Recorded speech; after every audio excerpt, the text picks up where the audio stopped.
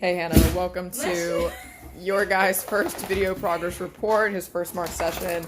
As you can see, he's being really silly, getting a lot of love, but today we are addressing stay. Stay? Very simple. Taylor says stay, flashes a hand signal that looks like a stop sign, puts it away immediately because we don't want the dog to offer high five. Good boy. And we're just rewarding him for time. So last time we saw you, we addressed a release word. This time we're actually working on stay.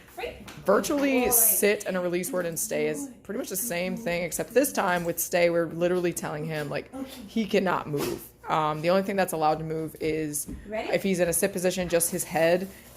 He can't slide from sit into down. That's still not stay. So really drilling in that impulse control. Eventually this will segue into wait at doorways and giving you a place behavior. But it has to start with him learning that he needs to plant it and keep it.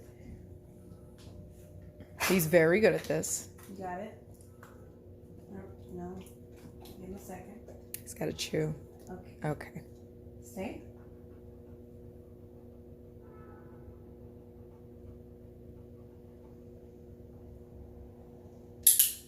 Good. So right there, stay is very straightforward. We're putting him in sit, we're telling him to stay, adding time. Same goes for the eye contact. If he looks away from you or you feel like he's going to get up or there's potential, like maybe there's a noise, when you're working on time and you're really drilling in like the meaning of stay, meaning he can't move, you want to make sure that you release him before he releases himself. So definitely work within his limits. But again, he's doing fantastic with this. I'm sure you've dabbled with this before. So essentially your new rules really just don't let him move. That means you're going to have to observe his body language a bunch. His ears, his darting of his eyes. If you have a feeling like he may move during the learning process, then you need to go ahead and release him. The other thing you'll notice is that some people jump the gun with stay and they go ahead and, tell the dog stay. They don't really even understand what it means yet. But they start walking across the room and adding all these distractions. Well, we want to make sure that we address time first. Can your dog sit there for 10 seconds and stare at you when you're literally a foot away from them? And then we start working on distractions. So when Taylor was playing with her foot, can he stay in a stay position when she's, doing ballet moves?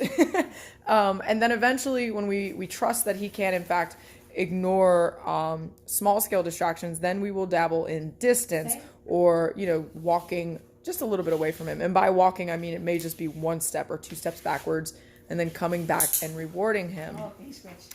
He had a scratch. We'll let that one slide.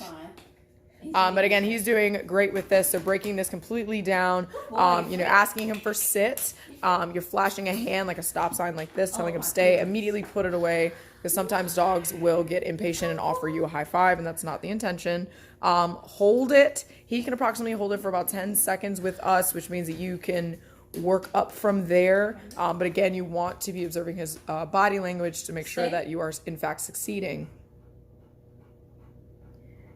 For the time being, your practice will be working with adding time. And we say get creative. If you want him to stay for a solid 30 seconds, that is a fantastic goal. The more you practice, the better he'll get at it. But once you feel like you've got a good amount of time, then go ahead and start playing with distractions such as shuffling your feet, maybe dropping your keys. You don't want to do anything too extravagant that will, provoke him to move. But you do want to see, does he in fact know what stay means, or is it something that you have to continue to work on?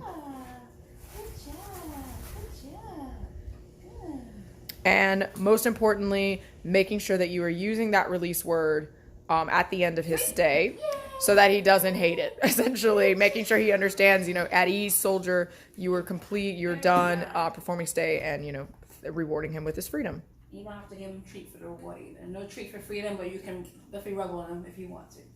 All right, so I'm going to go ahead and show you the process of introducing the muzzle. We do not want to bore him to death with a ton of impulse control work, so we're going ahead and introducing him to the muzzle, and this is extremely simple. Taylor literally, we just took this out of the box.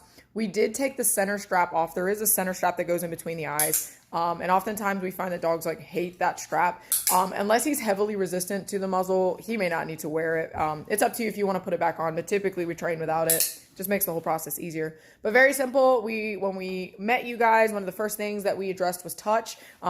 Taylor's not saying anything, but he does already know how to perform touch. So he's literally just discovering the muzzle on his own. He's touching it. And all we're doing is creating positive associations to the muzzle. The muzzle probably will not go on and be strapped during this session. We're really just looking to introduce it and, you know, create some good feels. That you want to definitely take your time with the muzzle. You don't want to rush it and put it on, because you want to make sure that this is something that he essentially will put on himself. When he sees the muzzle, this will be virtually as exciting as when he sees his leash, but, you know, without the pitter patter and the intense pushing. Very simple. You do not have to say anything at all. You'll just hold the muzzle, have your clicker handy, and when he touches it, you click and you give him a treat. Good boy. Good job. You're letting him make up his own mind about this contraption.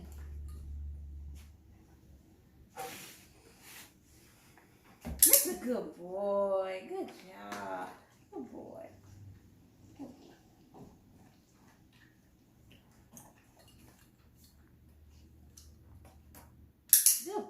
We're keeping it really simple. The next steps will be him actually taking food out of the muzzle. But you do not want to jump the gun. Just make sure that he's just touching it. Good boy. Very simple process, but definitely something you will want to take your time on. Yes, good boy. Yeah. And as you can see, he's getting the swing of it. You know, he's offering touching the muzzle a little bit faster. He's looking for a treat right now, but. It doesn't count. That was my hand. Okay. Essentially, it's a problem-solving game. How do I get Taylor to give me food? Touch the muzzle. Yes, good boy. Good job. Good boy.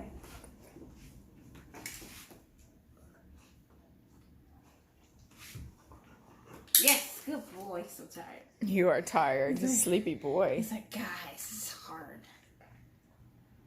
Yes, good boy. We've said this before, but it is in fact hard. Anytime we're working with impulse control, and then now, you know, we're introducing a brand new thing and asking him to figure it out without telling him anything at all. Yes, He'll be nice and exhausted after a S.M.A.R.T session, which is always good news. You don't nibble. That's better. Thank you. He started nibbling. Do I nibble? No, you don't nibble it. Just touch it. If anything weird like that happens in the middle of training, let's say you're doing touch and he starts to open mouth touch like that, or he's nibbling at it, wait for the right one. Wait for a one where he licks or just nudges, and then click for that one. If you continue to click for when he's biting on it, he's going to think, okay, I'll bite on the muzzle. No, sir. You just touch it. That's a good boy. Just like so. He's very funny how you figure out things. Yay! Good. We love that forward motion. He is walking towards Taylor. This will encourage him that when it is time for him to put it on. And again, we love to say that he's going to be putting this on, not us putting it on him. Because the more he approaches it, the more he thinks it's his idea. You know, this won't even become really a factor or a thing on his face that he minds. It'll always be something that had good associations, you know, positive vibes. Only. And now he's actually going ahead and sticking his face in it. So you can kind of see this whole process. It is extremely simple. The next steps with him putting it on would be him holding it on, but you are not there, so do not be concerned with that step. Mostly you just want to spend some time here and there whipping the muzzle out, holding it, having him approach you, and touching it just like that. Very, very simple. Dabble in it so that he continues to be excited when he sees it, and we can keep making the next steps. You gotta chew. He's doing awesome. We're very excited about this S.M.A.R.T session. He was a little funny when he saw us at first. He was like, why are you guys here without my mom? But he jumped right in, you know, right once he realized that we were here to train him. So if you have any questions, as usual, send us a message. It is always a pleasure, and I hope you enjoy this video. See ya.